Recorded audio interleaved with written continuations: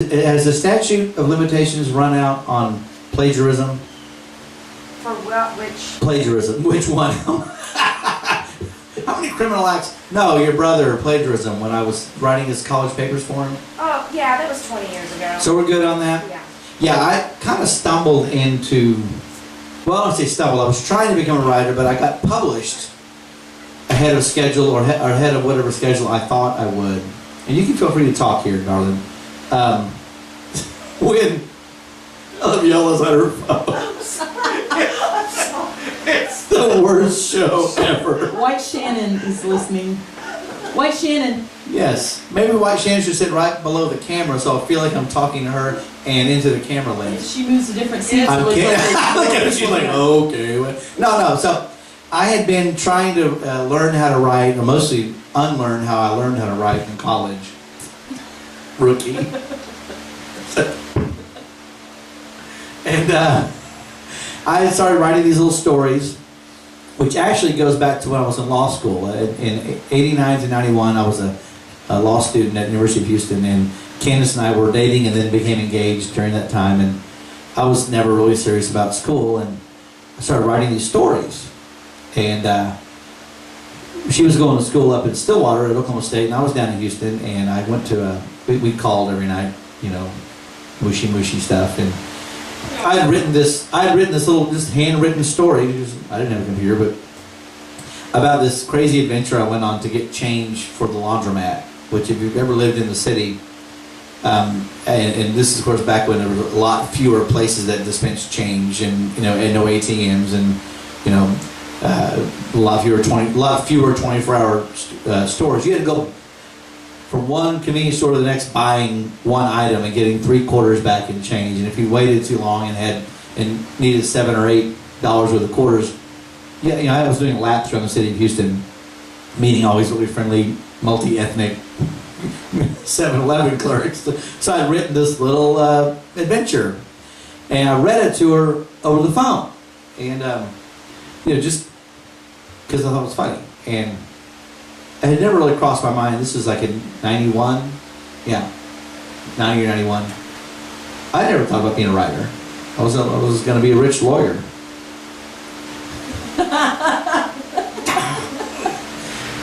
Missed it by this much. And so I read it to her. She's like, "Lee, that's really funny." She goes, magazines buy that kind of stuff. Supposedly olden times. Kids, I'll tell you about a magazine later. And it had never... She said, "Yeah, magazines pay for that." And I was like, "You can't be serious. This is fun. How could something fun generate income?" And so it's all your fault, sweetheart. This life we share. That's why you're living the dream life. That's right. Big fat lie. They don't pay that much. That's right. It turns out it was a big fat lie. You could have been an oil attorney's wife. I know. It could have been. It turns out it was just another liberal media myth that you can make a living as a writer. Oh well. Another soul lost to rock and roll. So that sort of got the ball rolling for me, and I dropped out of law school to become a writer, and I had done some stand up, but it was really focusing on writing. So we're living in Austin. This is like in 96, yeah, 96. And her brother was a student at Cameron up here in Lawton. And why he was a student anywhere is beyond anyone's imaginings. Not that he's not a bright guy, but if there was ever a person not equipped to be in the classroom, it was her brother Kirk. And as evidence of that, he called me up and said, "Hey Lee, I'm taking a seniors class. Will you write my papers for me? I'll pay you."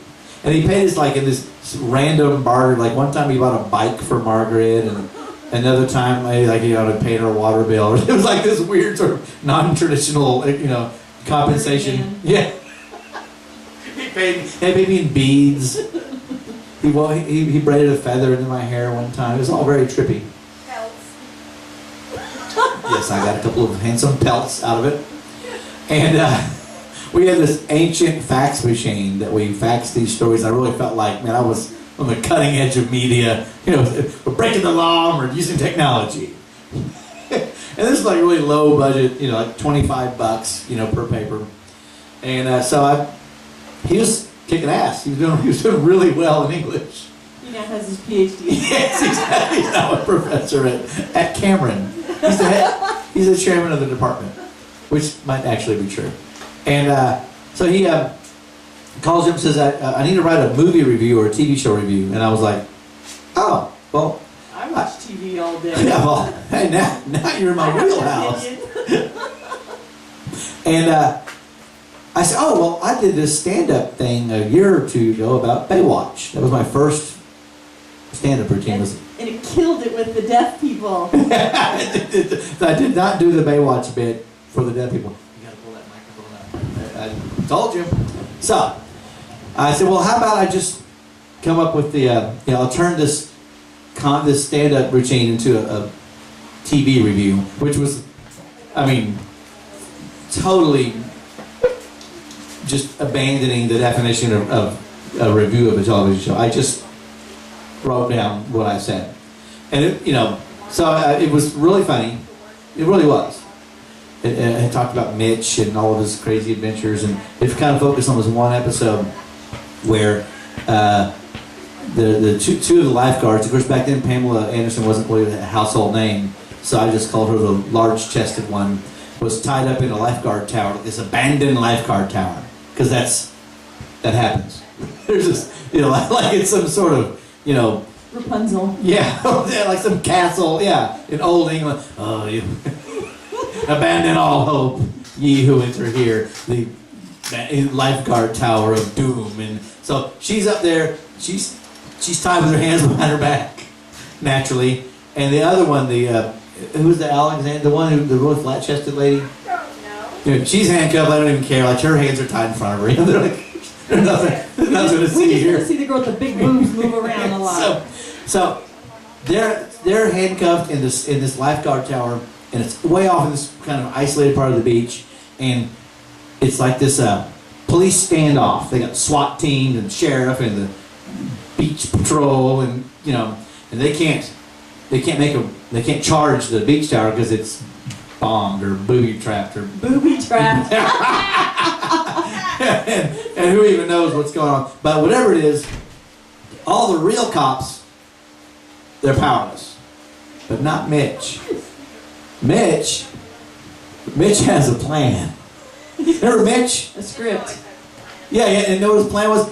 He had one of those little tiny oxygen tanks that you just hang on. They hang from your mouth by the breather, and so it's not on his back. It just kind of hangs down like a proboscis. What? Non-rebreather. A non-rebreather. Wow. I'll get you your own show talking about scuba diving and shit like that. She's an EMT. Oh, okay, there you go. So he just, they don't show it. They just show it after he's done it. He tunnels under the sand just below, and he tunnels across the beach like Bugs Bunny, pushing up this mound of sand the whole time. He's Mitch the human mole. And he tunnels, and somehow through GPS or sonar, or just because he knows the beach like no one else knows the beach, he bursts up through the sand right directly under the bottom of the lifeguard house and up through the little escape hatch and leaps in and unties he left the flat-chested one. She was on her own. Unties. She wasn't relevant to the plot.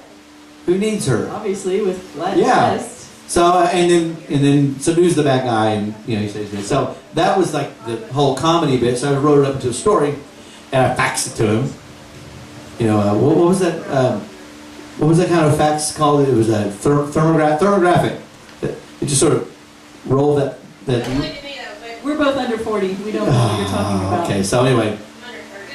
Yeah, I'm under 32. Well, it just had that roll of paper. And you tore it off because it was just like a thermographic image. So yeah, I transmitted it thermographically to Kirk. Forget about it, maybe he calls back a couple of days later and he's like, "Leland, you're a hittin' Watton." I said, "What are you talking about?" He said, "Oh my God, the professor loved your story. He made me read it to the class. He wants me to submit it to the school paper for publication." And I was like, "I will be goddamned."